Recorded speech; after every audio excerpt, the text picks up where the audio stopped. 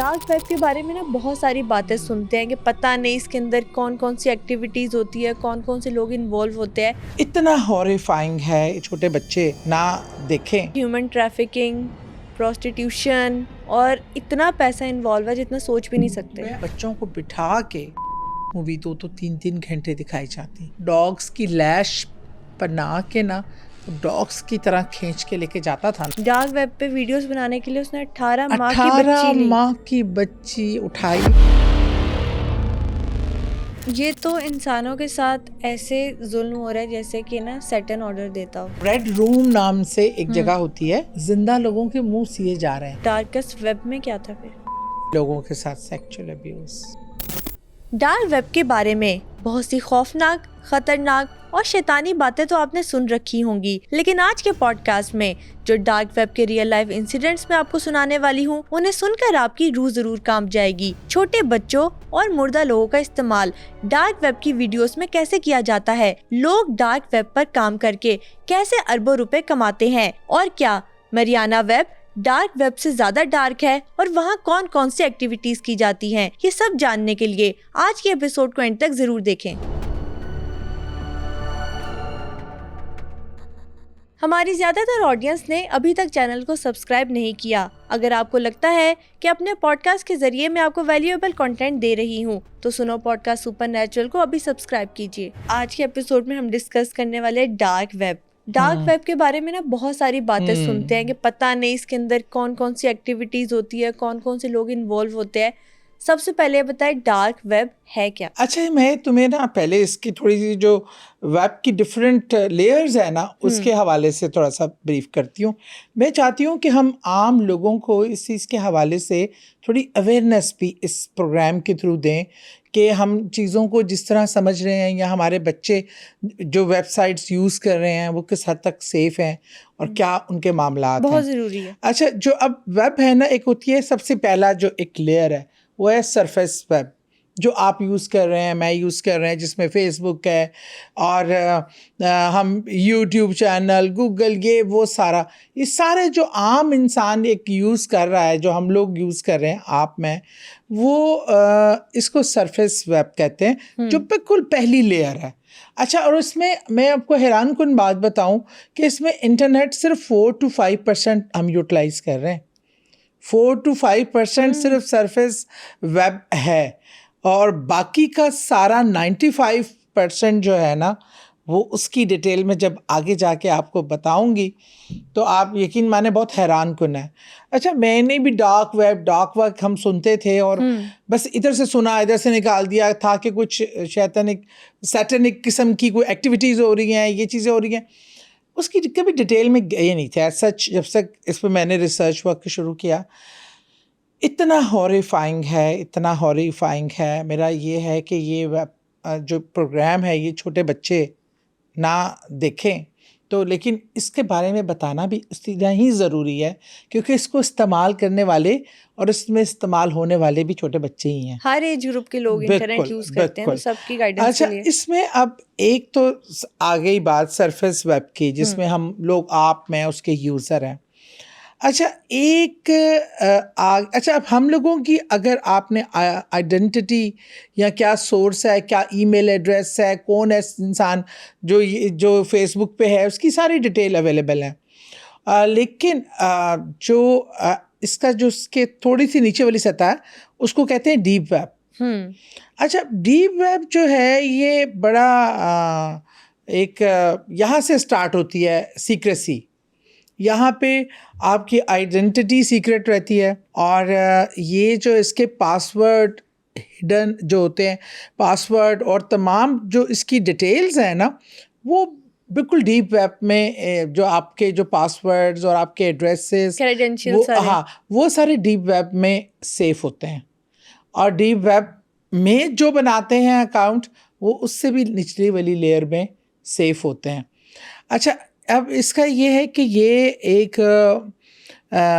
इस तरह का ब्राउज़र्स है कि हम मुख्तलिफ ब्राउज़र्स यूज़ करते हैं और इसको कहते हैं कि ओनियन ब्राउज़र्स इसको कहा जाता है, इसलिए कि जैसे आप ऑनियन हम प्याज को कहते हैं ना, प्याज की एक परत उतरती है, दूसरी उतरती है, तीसरी, परतों के परतें होती हैं।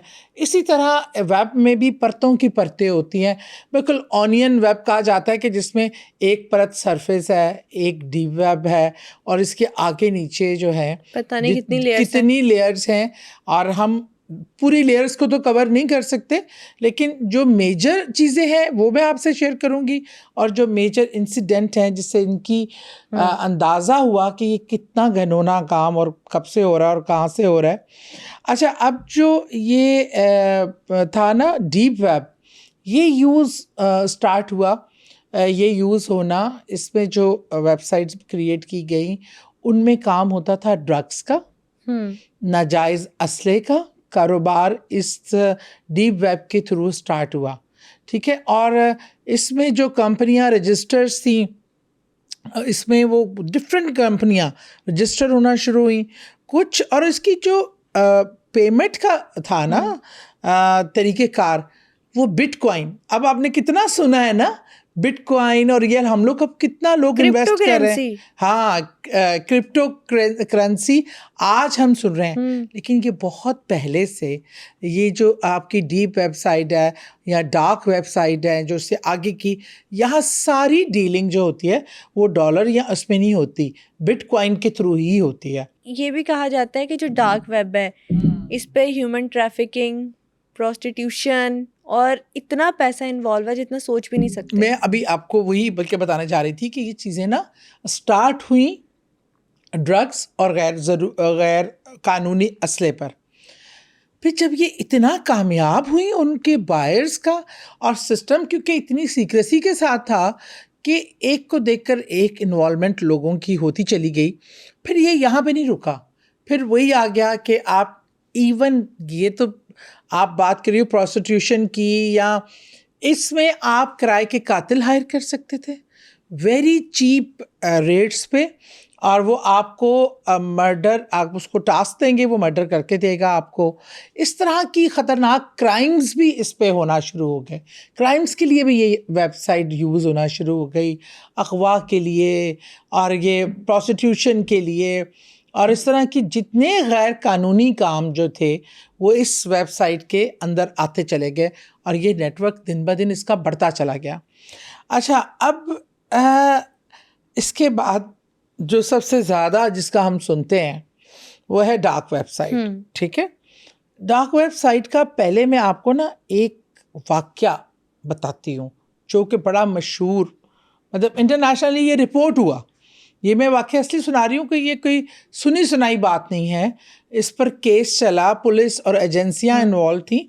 बल्कि मुझे याद आया कि असल में जो डार्क वेब बनी थी ना, पहली बार जो इसको जिस सोच के बनाया गया था वो बनाई गई थी खुफिया एजेंसियों के लिए, ताकि खुफिया एजेंसियों का डाटा जो है और जो उनकी सीक्रेट सारे प्लान्स होते हैं उन तक कोई पहुंच ना सके, उन्हें कोई हैक ना कर सके।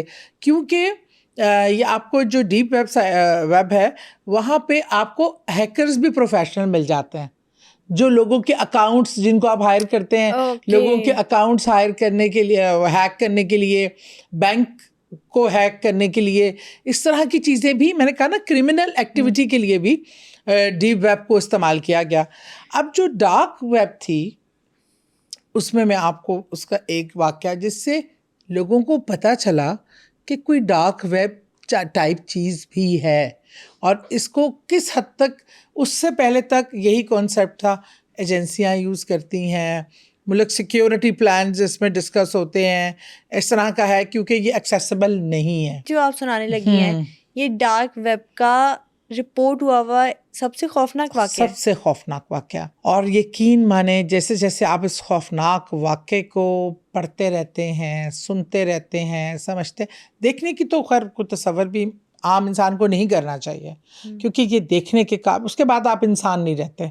डरा रही हैं। हाँ, मैं हकीकत है इसको सब पढ़ने और उसके बाद तो मैं समझती हूँ कि मुझे खुद भी, मैं तो अल्लाह से कहा, मैं क्या अल्लाह, इसीलिए क़यामत ज़रूरी है कि हर चीज़ की एक लिमिट होती है, उस लिमिट के बाद ख़त्म ही होना बनता है, मतलब ये वो लिमिट है। अच्छा जी, डार्क वेब में जो सबसे पहला वाक़या जिसमें एक पीटर कैली नाम का जो इंसान इन्वॉल्व था। पीटर कैली एक ऐसी शख्सियत थी जो लोगों को ज़रा अलग थलग रहता था और ज़रा डिफरेंट पर्सनालिटी थी। उसका क्या था कि उसकी फैमिली लाइफ अपनी फैमिली से भी बड़ा कट ऑफ रहता था।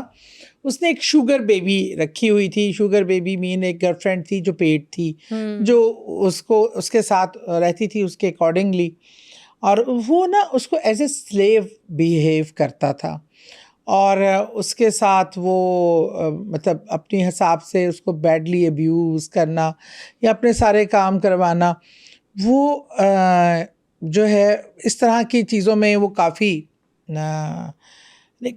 इन्वॉल्व था। अच्छा, इसमें जो है बाद में खैर ये जो था पीटर, इसने जब वहाँ पे रह रहा था, वहाँ पे कुछ चीज़ें, कोई स्कैम्स इससे वाबस्ता हुए, इसको वो इलाका छोड़ना पड़ा। इसने इलाका छोड़ा तो चला गया मालदीव और इंडोनेशिया साइड पे, और उसको वहाँ पे 2 औरतें मिली। पहले उसने एक एंजल के नाम से थी, उसका नाम तो कार्मेन, वो स्कार्ड थी, जैसे आप प्रोस्टिट्यूट कह सकते हैं। इसने उसको बना लिया और उसको अपना पर्सनल स्लेव बना लिया। अब वो एंजल जो थी वो बहुत ज़्यादा इसके साथ होता नहीं है कि आपको एडिक्शन हो जाती है स्लेवरी की भी, वो उस टाइप की इसके साथ अटैच थी। और दूसरी लड़की जो ज़रा कम उम्र थी, वो थी लीजल उसका नाम था, लेकिन वो उसने अपने नाम ये निक नाम रखता था खुद ही ना। और ये दोनों लड़कियां जो है ना वो बिल्कुल स्लेव्स की तरह। अच्छा, अब पुलिस कुछ ना इसकी एक्टिविटी, क्योंकि ये क्रिमिनल एक्टिविटी में, ड्रग्स में, इन चीज़ों में इन्वॉल्व था, तो कोई मतलब बाद में तो 117 क्राइम उसके खाते में निकले, लेकिन इसके कुछ स्कैम्स जो है ना वो ज़रा आने लगे, तो इसने डिसाइड किया कि ये जगह छोड़ देगा। पुलिस इसके पहले भी जब वो उस लड़की के साथ रह रहा था, जो उसके साथ पहली जो लड़की थी, वो उसको भागा, वो लड़की कहीं भाग गई, उस लड़की के थ्रू इसके हवाले से थोड़ी चीज़ें लीक हुई। बहरहाल अब इसने क्या किया, इन दोनों बीबियों को पकड़ा और ये मैला बले एक जगह का नाम है, ये वहाँ पे शिफ्ट हो गया। अच्छा, अब इसने कहा कि अब मैं यहाँ एक नया काम शुरू करना चाहता हूँ। अब वो इन दोनों ख़वातीन को पता नहीं था, उसने इन दोनों को एक काम इनके ज़िम्मे ड्यूटी लगाई। ड्यूटी क्या थी, ये जाके जो ऐसे थे यतीम खाने, गरीब पे आबादियाँ, ये वहाँ जाती थीं। वहाँ पे चैरिटी वर्क बच्चों के लिए, कोई उनको खाने पीने की चीज़ें बांटना, हेल्थ का वो कैंप टाइप लगाना और उनकी मदद करना। सबको लगे सोशल वर्क हो रहा है। बिल्कुल सोशल वर्क की तरह। और फिर पहले तो इत्मीनान उनका सबका लिया ना, पेरेंट्स का, और वो फिर उनको कहना कि ये बच्चे हमें, आप कुछ हम अडॉप्ट करना चाहते हैं और उनको हम एक बेहतरीन ज़िंदगी देंगे, पेट भर खाना देंगे, उनको एजुकेशन देंगे, ये वो सारा करके उन्होंने कहा कि हम इनको साथ रखना चाहते हैं। पेरेंट्स का इत्मीनान डेवलप हो गया था आहिस्ता आहिस्ता। उन्हें था यहाँ तो घर पे खाना भी नहीं मिल रहा, वहाँ कम से कम खाना मिलेगा, एक अच्छी इन्वायरमेंट मिलेगी, सर्दियों में गर्म कपड़े मिलेंगे, तमाम चीज़ें जो बेसिक नीड्स होती हैं जो वो प्रोवाइड नहीं कर सक रहे, लोग कर देंगे। और अच्छा, अब जो था ना, उसने कहा कि अब मैं उसने फिल्में बनाने का सोचा कि वो कुछ डिफरेंट किस्म की फ़िल्म बनाना, मेकिंग करना चाहता है। अब वो कहता है वो यूज़ करना चाह रहा था डार्क वेब को इस मकसद के लिए। अच्छा, उससे पहले भी उसने इस वेबसाइट पे असले का काम भी किया था, थोड़ी पिक्चर्स का भी किया था, पर वो इस लेवल पे नहीं थी। वो अपनी ही वो सेक्सुअल मूवियाँ बना के लगा देता था। तो लेकिन जिससे उसकी डिमांड आमदनी आती थी, वो ज़रा लगातार टॉर्चरस किस्म की थी। तो पब्लिक उसकी उनकी पब्लिक है, डार्क वेब देखने वाले जो थे, वो उसको बड़ा पसंद करने लगे। तो ये इस आइडिया के साथ आया, एक अननोन प्लेस जहाँ उसको कोई पहचान नहीं थी, औरतों को कोई भी जानता नहीं था, वहाँ उसके दिमाग में एक बहुत ही शैतानी किस्म का आइडिया आया था। उसने ना हार्ट कोर के नाम से ना, हर्ट कोर होता ना, हार्ट कोर, हर्ट कोर के नाम से फिल्म्स बनानी शुरू की। फिल्म्स और इसका मतलब, इसका पूरा नाम था heart to the core, hurt to the core, hurt HURT, hurt to the core, मतलब इस हद तक हर्ट करना कि आप इंतहा की हद तक। अब ये जो है ना, और इसकी फिल्म्स को जो नीचे टाइटल दिया जाता था कि नो लिमिट्स फन, मतलब हर्ट टू द कोर और फिर नीचे नो लिमिट्स फन, ये टाइटल के साथ फिल्मों की रिकॉर्डिंग का अमल शुरू हुआ। अच्छा, अब ये क्या करते, ये दो खवातीन एंजल और लवली जाके बच्चों को पकड़ पकड़ के लाती, और जो गरीब यतीम बच्चों को, अब क्या किया जाता कि इसमें इन बच्चों को बिठा के वहाँ पे ज़बरदस्ती पॉन्स मूवी 2-3 घंटे दिखाई जाती और उनको उसके हवाले से टीच किया जाता। बच्चे जो ना देखना चाहे, इरिटेट होते थे, उनको मारना, उन्हें ज़बरदस्ती मजबूर करना, जिसमें ख़ास तौर पे जो 2 बच्चियाँ थी, एक 9 साल की थी, एक 12 साल की थी, उन दोनों को बहुत ज़्यादा टॉर्चर किया गया। और उनकी सिर्फ फिल्में तो बाद में बनी, उनके टॉर्चर की भी मूवी बनती थी। जब उनको टॉर्चर किया जाता था, जो बदतरीन टॉर्चर्स का वो शिकार हुई, वो भी फिल्म बना के डार्क वेब पर डाल दी जाती थी। अच्छा, उसकी डिमांड बढ़ने लगी। मैं सोचती हूँ कि वो कौन लोग होंगे जो ये चीज़ें देखते हैं और डिमांड करते हैं और पेमेंट करते थे बिटकॉइन की सूरत में, ये क्रिप्टो करेंसी की सूरत में, और उनकी डिमांड दिन ब दिन बढ़ती चली जा रही थी। और इन्होंने क्या किया, पीटर ने इन दोनों बच्चियों से 5 दिन गड्ढे खुदवाए। ठीक है, एक बच्ची एक गड्ढा खोद रही है, दूसरा, ये तमाम चीज़ें वो साथ साथ पिक्चराइज कर रहा है, वो एक एक स्टेप पिक्चराइज करता था। अच्छा, अब जब ये बच्चियां अब गड्ढे खोद रही हैं, फिर उनको टॉर्चरस अब्यूजिव उनकी फिल्म बनाई, फिर उसके बाद उनको बेइंतहा शराब पिला दी। अब इतनी छोटी बच्ची को, वो दोनों बच्चियां एक किस्म की नीम मुर्दा हालत में, और उनको जिंदा दोनों को दफनाया गया। अच्छा, अब ये सारा पिक्चराइजेशन हो गई। उसके बाद एकदम पीटर को लगा कि वो मूवमेंट हुई कि वो दोनों मुर्दा नहीं हैं, अभी जिंदा हैं। उसने क्या कर दिया कि वो उनको निकाल दिया, लेकिन उस सीन तो उसने जिंदा दफनाने वाला पिक्चराइज कर लिया था। उनको निकाल के फिर उसने जो है उनको साथ इस हद तक बुरा था कि उनको वो इतना अब्यूज़ करता था। उनमें जो एंजल थी ना, एंजल की वो एक वो टाइम आया कि एंजल ने उन 2 बच्चियों को डॉग्स की लैश बना के ना, डॉग्स की तरह खींच के लेके जाता था ना, तो एंजल के अंदर ना थोड़ी वो सीन देखकर थोड़ी सी इंसानियत जो बाकी थी वो भी, क्योंकि स्लेव्स थी तो उसको मौका मिला ना, उसने इन दोनों बच्चियों को भगा दिया। और वो बच्चियां जब पहुंची हैं क्या कहते हैं अपनी घर वालों तक, या जिस तरह पहुंची हैं, फिर उन्होंने बताया सारा पुलिस को, और पुलिस ने वहाँ पे रेड किया। अच्छा, उसमें पीटर जो था, उस टाइम एक लड़की पकड़ी गई, ये एंजल ही पकड़ी गई। पीटर जो है वो लवली के साथ भाग गया।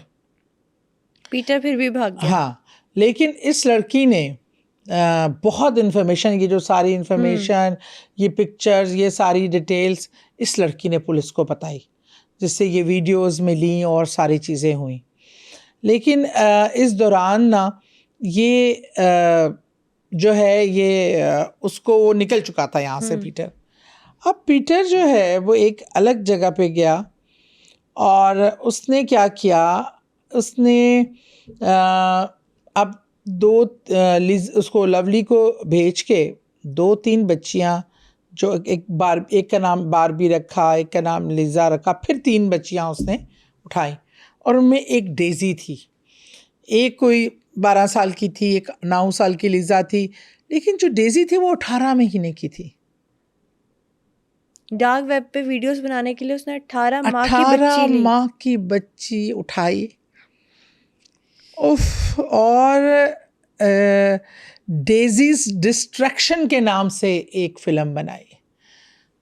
आप यकीन माने वो देखना तो खैर नामुमकिन है। उसने रिटन डिस्क्रिप्शन थोड़ी सी वहाँ हुई है कि जो उसके साथ, मैं तो नहीं खैर पढ़ सकी, मेरी बेटी ने थोड़ी सी पढ़ी तो वो सारी रात उसको नींद नहीं आई, वो इतनी डिस्टर्ब हो गई।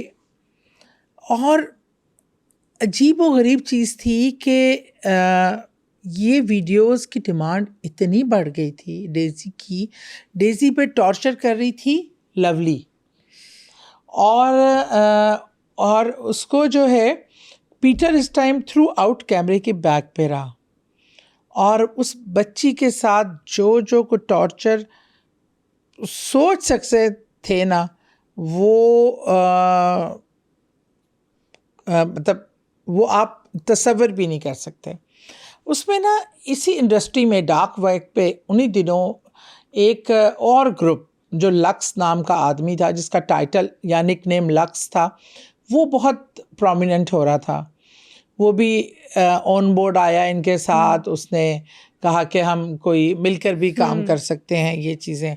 एक शैतान को दूसरा शैतान मिल गया। दूसरा शैतान, अच्छा। वो कहा कि चले जी मैं इसमें आप लोगों के साथ काम करता हूँ। इसने वो बाय की, पहले इसने वो वीडियो डेज़ी वाली बाय की, और इसने कहा ठीक है, क्या कहते हैं, इसको देते हैं, ये तो बड़ा अच्छा बायर है। और वो और भी फिल्में इससे बाय कर रहा था और वो बहुत एक्टिव था, और इन्होंने कहा जी ये तो बड़ा अच्छा पार्टनर साबित होगा। लेकिन असल में एक बहुत बड़ी पुलिस की एजेंसीज की टीम पीटर के पीछे लगी हुई थी। उन्होंने अपनी इसको लोकेट करना छोड़ा नहीं था वो इसको। लेकिन डार्क वेब पे जहाँ जाते थे उसका ईमेल आईडी करने, उसको पकड़ने के लिए कोई ना कोई आगे ब्लॉकेज आ जाती थी, कुछ समझ नहीं आता था। जो वो एंजल पकड़ी गई थी उसने बहुत चीज़ें बताई, इन्फॉर्मेशन दी थी, लेकिन अब जो जगह बदली थी, अब जब लक्स ने उससे ये वीडियो परचेज़ की और सारा, तो फिर पता चला कि लक्स असल में एजेंसीज के लिए काम कर रहा था। उसने ये वीडियो लीक कर दी आम वेबसाइट पे। उसने वैसे तो खुद को जाहिर नहीं किया, लेकिन उसने ये ले के वीडियो एक नॉर्मल वेबसाइट पे लीक कर दी, और इस वीडियो से पुलिस, पूरी एजेंसियां मुतहर्रक हो गई, क्योंकि वो जो थी। फिर पुलिस ने तब ट्रैक किया पीटर को, और पीटर पकड़ा गया, और पीटर के पकड़े जाने की सारी जो कार्रवाई है वो ऑन रिकॉर्ड वेबसाइट पे मौजूद है। पीटर ने कन्फेस किया सब, बड़े हंस के खुशी से, और वो उसको कहता है ये मेरा कारनामा है। और वो जो थी वो बच्चियां जो थी वो डेज़ी भी वहाँ जिंदा पकड़ी, मतलब उन्होंने उसको रेस्क्यू कर लिया। लेकिन अब थोड़ा सा टाइम गुजर गया है, लेकिन कहते हैं डेज़ी शायद सारी ज़िंदगी कभी नॉर्मल लाइफ अब ना गुजार सके। जो टॉर्चर उसने 18 महीने की उम्र से ऑनवर्ड बर्दाश्त किए हैं, जो वहाँ 12 साल बारबी और लिज़ा वो सब हुए, और दूसरी खातून भी पकड़ी गई। तो बहरहाल ये तो वो स्केरी एक चैप्टर था जो डार्क वेबसाइट का। लेकिन इसके बाद उन्होंने इसको इतना वो सज़ाएं दी, लाइफ इन प्रिजन और इतनी चीज़ें। उनका ख्याल था कि इसके बाद चीज़ें जो है ना वो कम हो जाएंगी और लोग पीछे हट जाएंगे इस डार्क वेबसाइट से। लेकिन ऐसा ना हुआ, बल्कि 2010 से और ये जो मामला शुरू हुआ, तो ये 2011 तक ये ड्रग्स के हवाले से ये वेबसाइट इतनी ज़्यादा सिल्क रोड के नाम से एक नई कंपनी आई जो ड्रग्स पे, जिसने अंत मचा दी वो ड्रग्स और असले के हवाले से।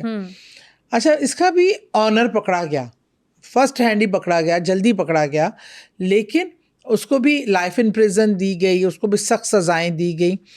लेकिन अब इस तरह की और बहुत सी वेबसाइट्स खुलना शुरू हो गई। ये एक अजीब लोगों को सिलसिला लत लग था गई। कि बजाय इसकी पकड़े जाने से, इसकी असलियत सामने आने से, ये इसका क्रेज़ कम होना चाहिए था, या लोगों में खौफ पैदा होना चाहिए था, या लोग इसको समझते कि कितना ही बुरी चीज़ है। इन मूवीज़ की डिमांड बढ़ने लगी और इस नेटवर्क की डिमांड और इसका दायरा कार जो पहले 1 से 2-3 लोगों के पास था, वो वसी से वसीतर होता चला गया और ये अनकंट्रोलेबल। इसमें फिर बड़े बड़े नाम आए। अल्फ़ा बे के हवाले से, अल्फ़ा बे के नाम से एक कंपनी नई खुली जिसने फिर ड्रग सेलिंग, वेपन्स और 3 लाख प्रोडक्ट उसने इंट्रोड्यूस करवाई डार्क वेब पे, जिसमें टॉर्चर करने के आलात शामिल थे, जिसमें सेक्सुअल अब्यूज़ की चीज़ें शामिल थीं, जिसमें इस तरह की घिनौनी इस्तेमाल के लिए इवन तो ये काला जादू तक की चीज़ें अवेलेबल थी। ये तो इंसानों के साथ ऐसे जुल्म हो रहा है जैसे कि ना सैटर्न ऑर्डर देता हो। देखें, ये असल में देखा जाए तो कितने भी लोग जो बज़ाहिर सामने एक आलाकार थे वो तो पकड़े गए, लेकिन इनकी स्टार्ट कहाँ से है, ये इसके पीछे कौन है, इसकी कोई इन्फॉर्मेशन आज तक लीक नहीं हो सकी, जिसकी वजह से ये बंद नहीं करवाई जा सकी आज की डेट तक। और ये दिन ब दिन इनका नेटवर्क बढ़ता चला जा रहा है। और क्या कहते हैं, इसने फिर जब अल्फ़ा पकड़ा गया तो इसमें भी पता चला कि क्रिप्टो करेंसी इन्वॉल्व है बड़े हाई लेवल पे। क्रिप्टो करेंसी के थ्रू ही जो है वो भी ऐसे पकड़ा गया कि उसने स्टार्ट में बिल्कुल जब वो अभी डार्क वेबसाइट पे नहीं आया था तो वो जो कोई इसको ज्वाइन करता था ना, जब सिर्फ असले का काम करता था तो वो हर एक को एक थैंक यू की मेल करता था। वो उस स्टार्ट की वेबसाइट से उसकी वो मेल पकड़ी गई, मेल से आगे कनेक्शन। वरना डार्क वेबसाइट का कोई ऐसा पहलू नहीं था कि जिसमें से किसी को आप पहचान सकते हैं, उसकी आइडेंटिटी निकाल सकते हैं, उसकी लोकेशन को पता कर सकते हैं। ये इम्पॉसिबल है। और इसमें जो है ना, फिर वो उन्होंने इसको ढूंढ ढांड के वो निकाला और फिर इसके ख़िलाफ़ पूरा एक ऑपरेशन हुआ। लेकिन ये एक ऑपरेशन नहीं है, इससे पहले भी पीटर के मामले में और ऐसी बहुत सी वेबसाइट, ख़ासतौर पे जो असले को, क्योंकि एजेंसियां ड्रग, असला, इन चीज़ों के पीछे लगी रहती हैं। बिल्कुल। लेकिन आज तक उसका मरकज़ क्या था ये नहीं पता चल सका। और ये जो फिर एक डार्कर वेब आई, इसके बाद डार्क वेब के बाद, इस डार्क वेब से भी कोई और ज़्यादा डार्क वेब है? बिल्कुल लबीबा, मैं तो सोचती हूँ कि अल्लाह ताला हम सबको महफूज रखे, अल्लाह ताला हम सबको बचा के रखे, अल्लाह ताला हमारे बच्चों को महफूज रखे। ये जो बैठे होते हैं ना कंप्यूटरों पे, ये मुख्तलिफ वेबसाइट पे जा रहे हैं, ये वो, इन पे अब नज़र रखना बहुत ज़रूरी हो गया है। बच्चों को कंट्रोल्ड एनवायरनमेंट दें जिसमें ख़ुद चेक एंड बैलेंस रखें। अच्छा, मैंने ना वो बताया था, मैंने एक टर्की सीरियल है जिसमें असल वाक़यात बताते हैं, जो काले जादू के हवाले से, जिन चीज़ों के पोजेशंस के हवाले से और जिस तरह की चीज़ें होती हैं उसके हवाले से, उसमें वो हमेशा मिरर को, और आपने देखा हमने जब रिचुअल्स बताए तो उसमें मिरर कितना अहम था। और उसके बाद वो कहते थे जो ये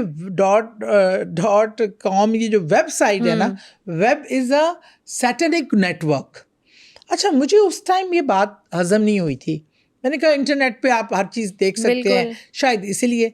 लेकिन जब मैंने ये डार्क और डार्कर और मारियाना वेब जो है, जब मैंने इस तक पहुंची तो तब मुझे लगा कि ये शायद कोई इंसानी काम नहीं है, ये इंसानी काम हो ही नहीं सकता।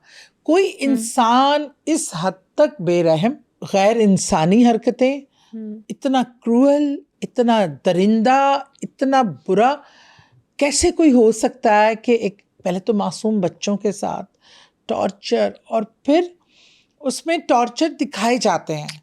एक रेड रूम नाम से एक जगह होती है जिसमें जिंदा लोगों के मुंह सिए जा रहे हैं। अच्छा, ऑडियंस लाइव देख रही होती है वो टॉर्चर पूरा। अब वो क्या करते हैं तो पूछते हैं हाँ जी डिमांड किसकी आ रही है, कौन से टॉर्चर में ज़्यादा एंजॉय कर रहे हैं लोग, अपनी वोटिंग करते हैं। ये जो आपने किया था ना, जिंदा बंदे का मुंह बांधा था, मुंह सिया था, डेट वॉज इंटरेस्टिंग। औरत का मुंह खोल के इसके अंदर, मतलब मैं एक डिटेल में नहीं जाना चाहती कि जो बदतरीन टॉर्चर के तरीके वो हो सकते हैं, और लाइव चल रहा होता है वो, और वो लाइव डिमांड्स दे रहे होते हैं। अच्छा, इसमें कहते हैं कि कुछ लोगों ने फेक बना के भी लगानी शुरू की, लेकिन वो फेक इसलिए बना के वायरल की गई ताकि असल की जो एक इम्पैक्ट था उसको ज़ाइल किया जाए। असल को भी उसी जुमरे में फेक कंसीडर करके ये तो फेक बना के लोग डाल रहे हैं, बिल्कुल वो, लेकिन ऐसी कोई चीज़ एग्जिस्ट नहीं करती। लेकिन ऐसा नहीं था। जो असल थी वो तहकीकात के बाद साबित हुई कि वो असल थी। रेड रूम्स हैं, आज भी चल रहा है नेटवर्क, लोग देखते हैं, लोग उसी वक्त पेमेंट करते हैं। वो कहते हैं अच्छा जी मेरी पसंद का टॉर्चर करें, वो कहते हैं अच्छा जी आप इतना पेमेंट करें इसका, वो पेमेंट करते हैं, तो फिर उनको लाइव वो टॉर्चर दिखाया जाता है।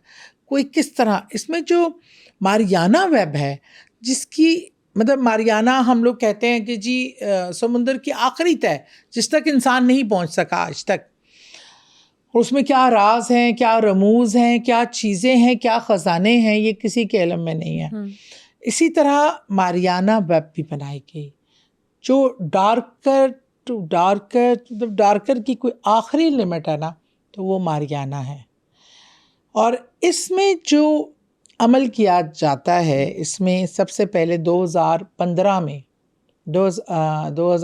में जो पहली फिल्म इस पे रिलीज़ हुई वो स्नफ R73 थी।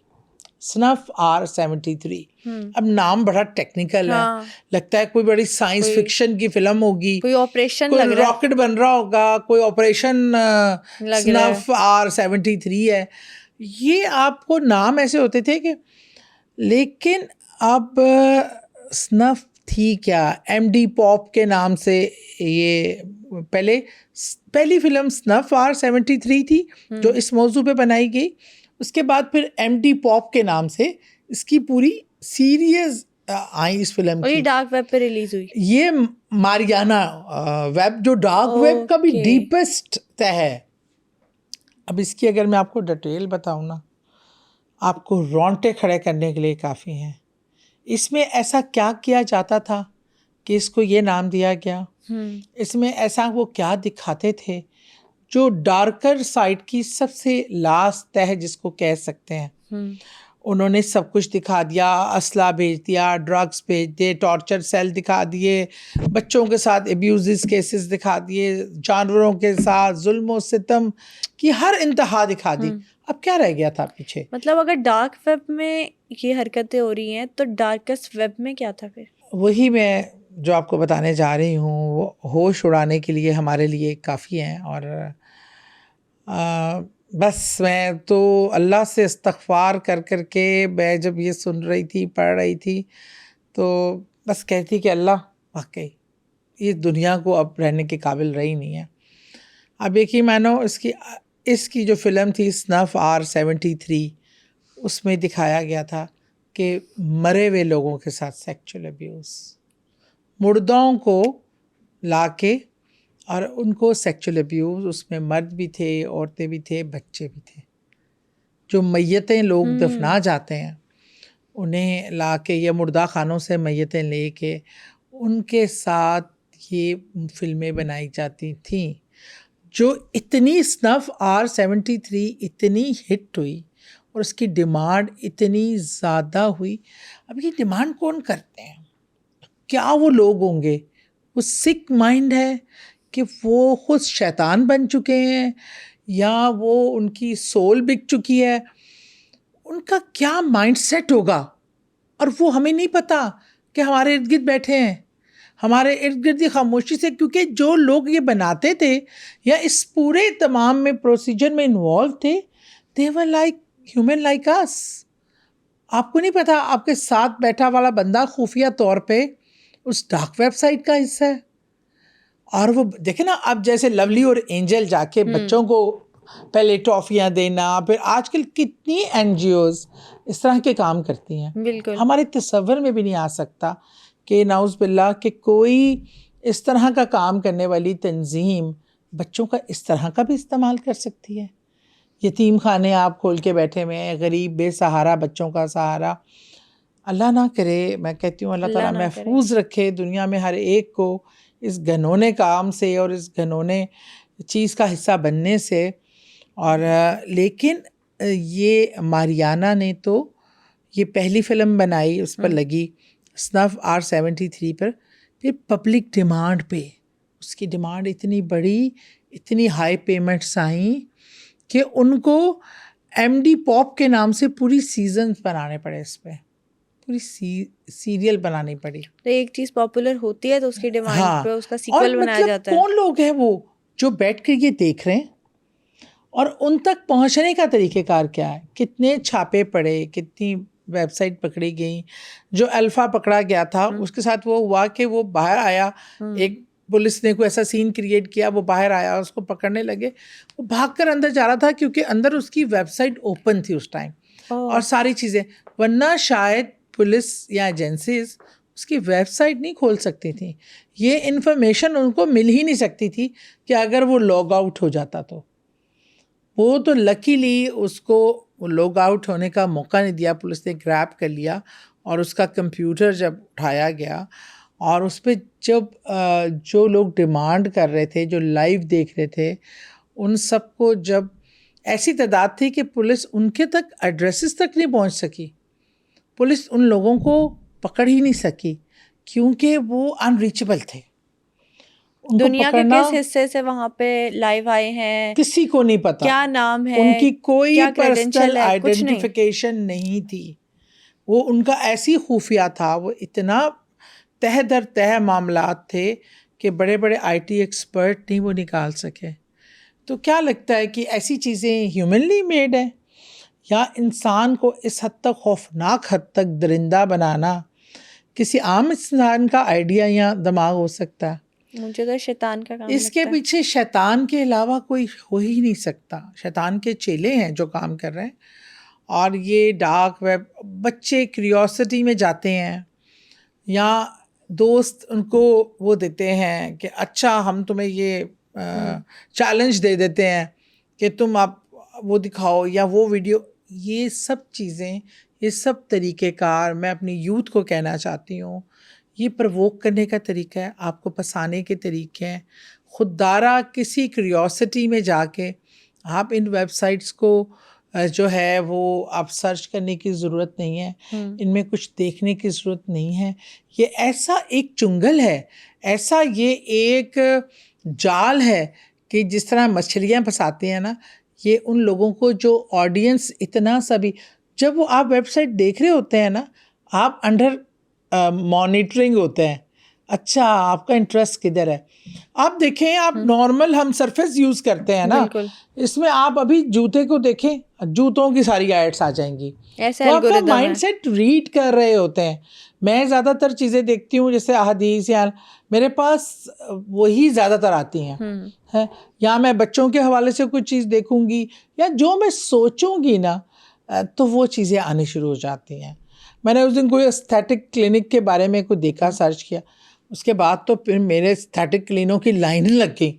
मतलब आप you just think about that कि कोई भी प्रोडक्ट, कोई भी चीज़, इसी तरह जब आप स्क्रॉलिंग करते हैं, आप मुख्तलिफ वेबसाइट पे जाने की कोशिश कर सकते हैं, उनको समझ आती है कि आपका माइंडसेट क्या है, आप इंटरेस्टेड हैं इस किस्म की चीज़ों में, फिर आप उनके चुंगल में फंस चुके होते हैं। ये वाले जो वाक़यात है सारे, ये पाकिस्तान में भी देखे गए हैं। लोग कब्र से मुर्दे निकालते हैं, फिर मुर्दों का गोश्त खाते हैं। आपको लगता है पाकिस्तान से भी लोग ये डार्क वेब में इन्वॉल्व हैं? बिल्कुल इन्वॉल्व हैं। कितने केसेस सामने आए हैं जिसमें छोटे बच्चों के अगवा, ज़्यादती, ज़ैनब केस था कसूर वाला, वहाँ हम गए भी थे और तो हमें वहाँ जाके पता चला कि हमसे बहुत सारे बड़े लोगों ने बताया कि खाली बच्चे ही नहीं, यहाँ पे बहुत सारे बड़े भी हमें एक तरीके से बिला फुसला के फंसा के हमारी वीडियो बनाई गई हैं, उसके थ्रू हमें ब्लैकमेल किया जाता है और वो टॉर्चर की वो वीडियोस किसी वेबसाइट पे डाली जाती हैं, उनको मुआवजा मिलता है, और इसमें बड़े बड़े नाम आए थे, उनकी इन्वॉल्वमेंट का खदशा ज़ाहिर हुआ था। फिर पुलिस की तहकीकें भी रुक जाती हैं, फिर काम भी रुक जाते हैं, और आज तक असल जो एक आध जो मुजरिम जो अगवा करके लेके गया था वो तो मारा पकड़ा गया, फांसी हो गई, लेकिन इसके पीछे कौन था? इस पूरे इतनी बड़ी एक बच्ची का किस्सा सामने आया, लेकिन उसके पीछे कितने बड़े लोग, मुझे एक आदमी ने बताया कि मेरा सब कुछ सेल हो गया, क्योंकि मुझे एक ट्रैप करके एक जाके मेरी एक ऐसी वीडियो बनाई गई है कि मैं ना बता सकता हूँ, ना मेरी जान छूट सकती है, ना वो मुझे जीने देते हैं, ना मुझे मरने देते हैं, लेकिन मेरी सारी प्रॉपर्टी बिक गई है, और एंड ये होगा कि मैं किसी दिन खुदकशी कर लूँगा। बिल्कुल। एक इंटरनेट पर इसी जब मैं डार्क वेब के बारे में रिसर्च कर रही थी तो एक लड़की ने कन्फेशन की हुई थी कि मुझे अगवा किया, और दुनिया में बहुत सारे मिसिंग पर्सन्स का जो केस है उसमें डार्क वेब इल्यूमिनाटीज के सारे इन्वॉल्व हैं। वो उसको लेके गए और उसने जो अपने अब्यूज़ की सारी सिचुएशन बताई, उसने कहा मेरी बॉडी में कील ठोंके जा रहे थे, मैं जिंदा थी, कील ठोंके जा रहे थे, और मैंने प्रिटेंड किया कि मैं मर गई हूँ, और तभी मैं वहाँ से बच के आ सकी। मतलब इसीलिए कहते हैं कि ये जो इल्यूमिनाटीज है या सीक्रेट ऑर्गेनाइजेशंस है, उनके पास इतना पैसा है कि वो सबको पैसा ऑफर कर देते, तो पैसा शायद आ ही यहाँ से रहा है। पैसा बिल्कुल यहीं से आता है। यही देखे ना, जब इतने खरीदार इस किस्म की सिक किस्म की वीडियोस जो इंसानी अकल समझ, मतलब हम तो देखकर जिंदा नहीं रह सकते, मेंटली ख़त्म हो जाएगा कोई आम इंसान। वो कौन लोग हैं जो ये देखते हैं, उसको एंजॉय करते हैं? वो कौन लोग हैं जिसके लिए लाखों डॉलर बिटकॉइन और उसके के थ्रू ये पेमेंट्स करके इन चीज़ों को चला रहे हैं, जिसकी वजह से ये पूरा नेटवर्क चल रहा है। इस नेटवर्क की इतनी हाई साइंस की, इतनी हाईली क्वालिफाइड एजेंसीज़ हैं, तमाम ममालिक की एजेंसीज मिलके नहीं इनको रोक सकती या इनको पकड़ सकती, या इस वेबसाइट के पीछे कौन काम कर रहा है उसको कंट्रोल कर सकती।